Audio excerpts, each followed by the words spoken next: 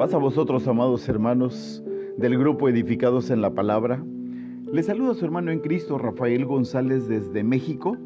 Y siguiendo con el programa Mujeres bajo la guía del Señor, hoy veremos el tema los profetas falsos de hoy y el tiempo antiguo.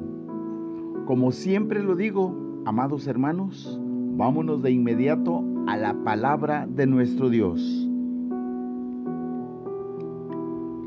El texto base que tenemos aquí en esta mañana dice así: cualquiera de ustedes, hombre o mujer, que sea nigromante o espiritista, será condenado a muerte, morirá apedreado y será responsable de su propia muerte. Levítico 20:27.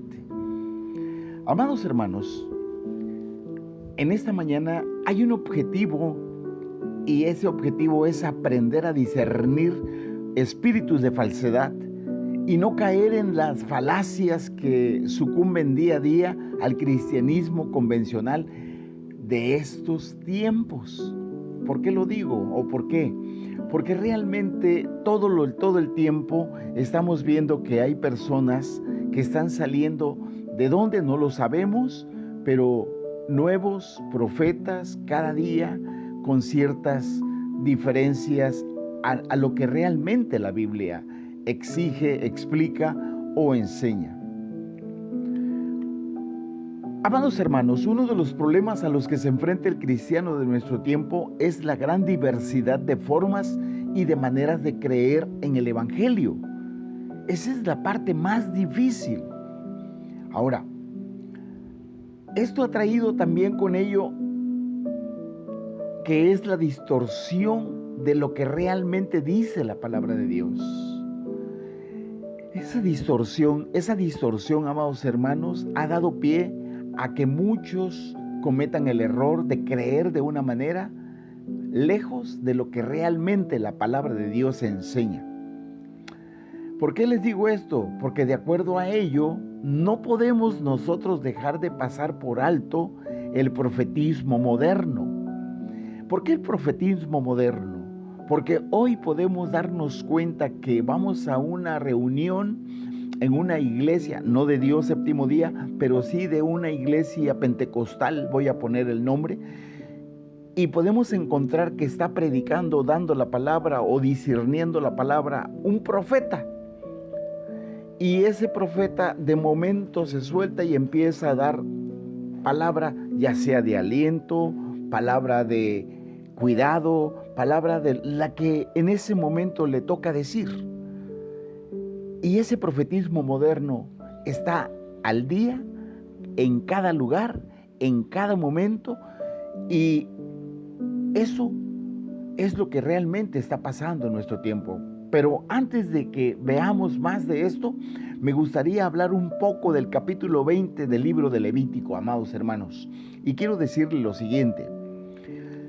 En este capítulo 20, el escritor habla del castigo por desobedecer los mandamientos, o como podemos decirlo, o como yo lo digo, es el código penal de Dios.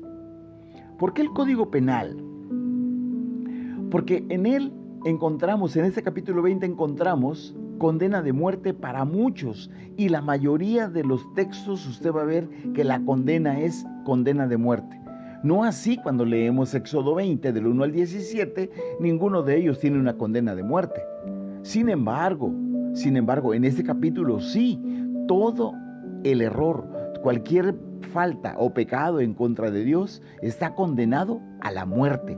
Incluso el texto que leíamos ahorita decía: y tú eres responsable de tu propia muerte. ¿Sí? Ahora, hay un escritor que me gusta leer mucho, es Andrew Bonar, doctor Andrew Bonar, y él llama a este capítulo, en uno de sus libros, él llama a este capítulo las advertencias contra los habitantes de Canaán. Las advertencias contra los pecados de los anteriores habitantes, refiriéndose a los pecados de Canaán. ¿Por qué? Porque él en su libro nos explica grandes cosas acerca de lo que los cananeos hacían.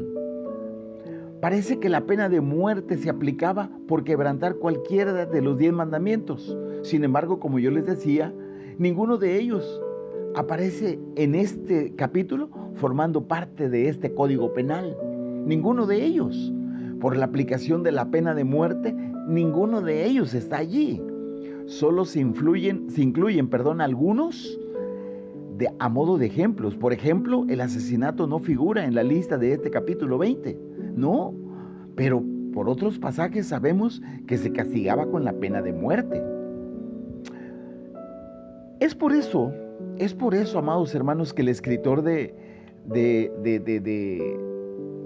capítulo 20 de Levítico, el escritor de Levítico, lo explica de esa manera. Y yo deduzco que el castigo por desobedecer cualquiera de los mandamientos era la muerte.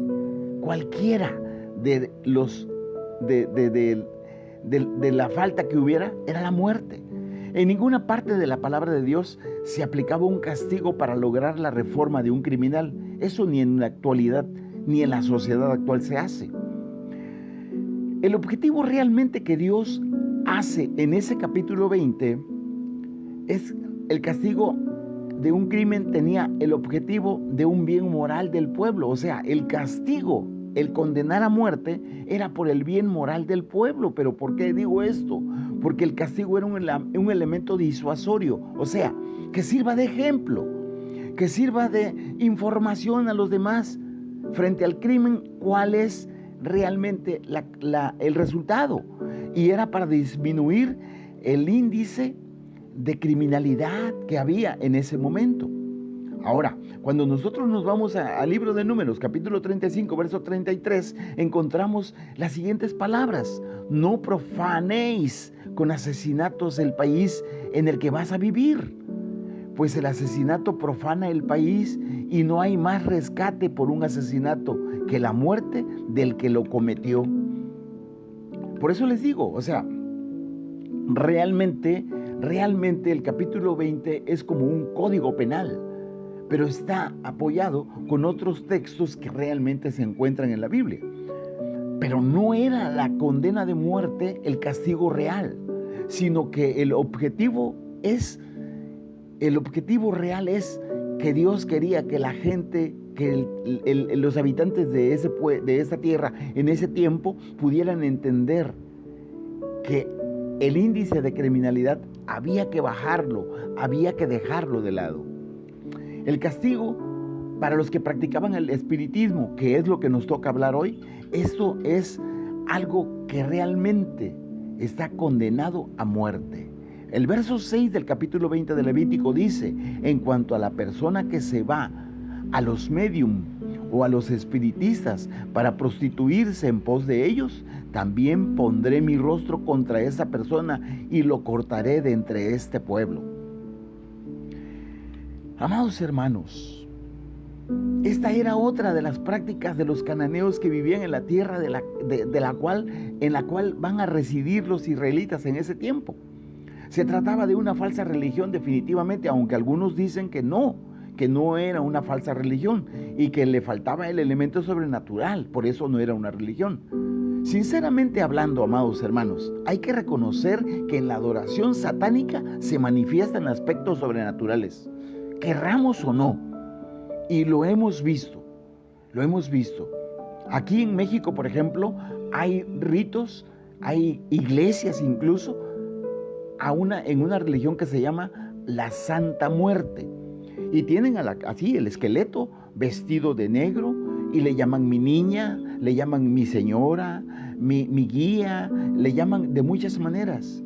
Y cantan y alaban y oran y le piden favores. Pero mucha gente que vive alrededor de donde se practican estas cosas cuentan de que hay movimiento de tierra, hay momentos tristes, hay momentos difíciles. ¿Por qué? Porque definitivamente sí hay manifestaciones sobrenaturales. Porque la realidad es que el Señor Jesús murió y volvió a vivir. Pero antes de eso, Él advirtió que finalmente aparecería un anticristo que realizaría milagros y que, si fuese posible, engañaría a los mismos elegidos. Amados hermanos, amadas hermanas, quiero decirles, Satanás es un mentiroso y el padre de la mentira. Y Dios dijo que Él se opondría a los que se implicasen en esta clase de adoración falsa. Dice más adelante, en el verso 27, que lo vamos a ver. Ya lo leímos, pero lo vamos a ver. Ahora, el verso 27 dice así: si hay quien esté poseído por un espíritu o practique la adivinación, hombre o mujer, ciertamente ha de morir. Serán apedreados y serán responsables de su propia muerte. Lo leí en una versión diferente a la que lo leí primero. Anticipamos que este versículo, amados hermanos, es el final del capítulo casi. Pero esta sección trata sobre la superstición satánica. La posesión demoníaca era una realidad y ha existido en todas las épocas. Porque le voy a explicar. ¿Por qué ha existido? Porque una persona libidinosa es un poseído satánico porque comete pecado. Uno que tiene pensamientos criminales o pensamientos de odio, de rencor, es un poseído satánico porque tiene pensamientos satánicos. Una persona que dice mentiras, una persona que se atreve a robar, es un poseído satánico porque está cometiendo pecado. Eso es real. Ahora, la posesión demoníaca era una realidad y ha existido por todas las épocas. Sí, es cierto. Ya se los expliqué. Muchos cultos, sectas están promovidos por personas poseídas por demonios. Todo esto forma parte, amados hermanos, de la obra de Satanás. Todo esto. Se ejecutaba la pena capital en aquellos tiempos a quienes participaban o practicaban directamente en los ritos satánicos del ocultismo. En este tiempo hay países que han dejado la libertad de creencia y entonces no hay ningún problema porque la gente haga ritos satánicos. No hay ningún problema. Pero algunas personas se sorprenden al escuchar que los adoradores de Satanás tienen poder. Así es, tienen poder. Con toda seguridad se los digo, tienen poder. Porque un abandono de la palabra de Dios y de Dios mismo siempre conduce al error. Y esto da lugar a la aparición de los cultos falsos en la actualidad. Y eso da poder. Poder de mentira, poder de engaño, poder de llevar a la gente a la desgracia. Voy a hacer una pregunta y quiero que usted la analice. ¿Por qué Dios ordenó ejecutar la pena capital contra los que participaron en aquellos ritos satánicos de ocultismo? El verso 7 y el verso 8 nos lo responde ahí mismo en el capítulo 20 de Levítico y dice así: consagraos completamente a mí y sed santos, porque yo soy el Señor vuestro Dios. Guarden mis estatutos y cúmplanlos. Yo soy el Señor que los consagro para mí. Esa es la razón. El Señor no es un Señor que nos quiera compartir con algo o con alguien. Él quiere que nuestra vida esté totalmente a sus pies. Él quiere que todos nosotros estemos consagrados totalmente a Él. En estos dos versículos, amados hermanos, vemos que la razón para ejecutar aquella sentencia es que aquel pueblo debía ser santo y consagrarse a un Dios santo, como hoy también así debe de ser. Y que quien pertenecía a ese pueblo tenía que consagrarse a Dios. Cualquier desviación de sus normas en ese tiempo también como hoy era considerada como un grave error, una grave infracción en la conducta hacia Dios. Amados hermanos, amadas hermanas, miren, el involucrarse en aquellas prácticas aborrecibles significaba apartarse de Dios y unirse a Satanás. Era un adulterio espiritual, hablando en otras palabras, y una traición a Dios.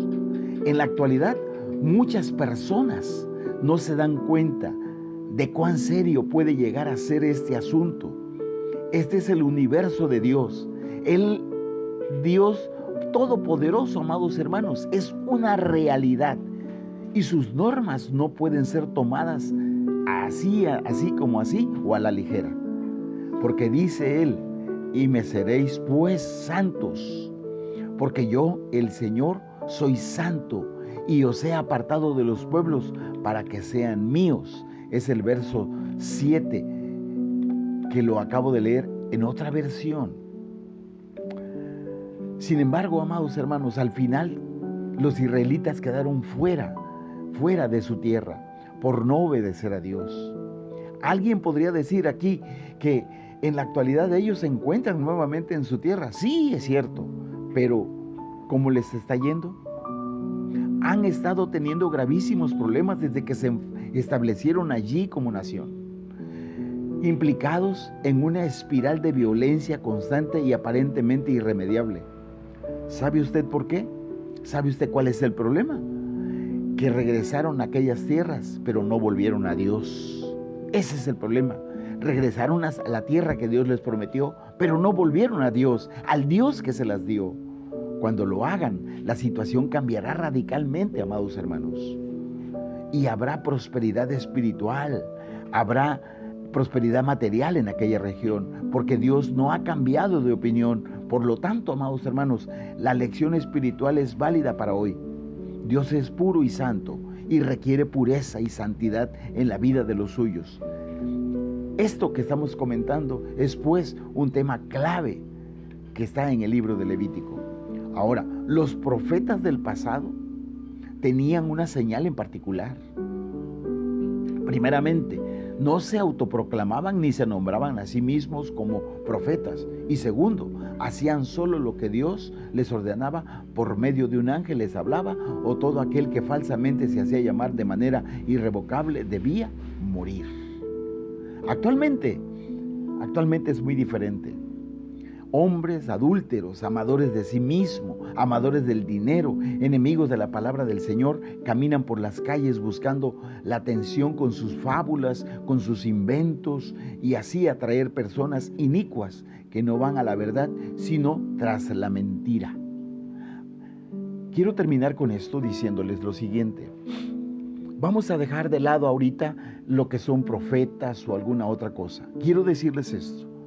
Si algún cristiano o que se dice ser cristiano consulta el horóscopo, es satánico. Va a que le lean las cartas, es satánico. Que le lean el café, es satánico. Que le lean las piedras, es satánico. Que le lean la mano, es satánico. Todo lo que está en contra de la realidad y de la verdad que es Dios, es satánico. Es en contra de Dios. Es algo que no debe hacerse.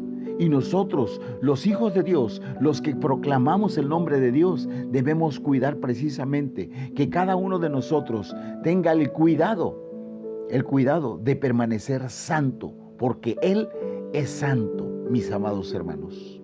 Que Dios los bendiga, que Dios los guarde y que Dios haga resplandecer su rostro en cada uno de ustedes en el nombre de Jesús. Les saluda su hermano en Cristo, Rafael González desde México. Paz a vosotros.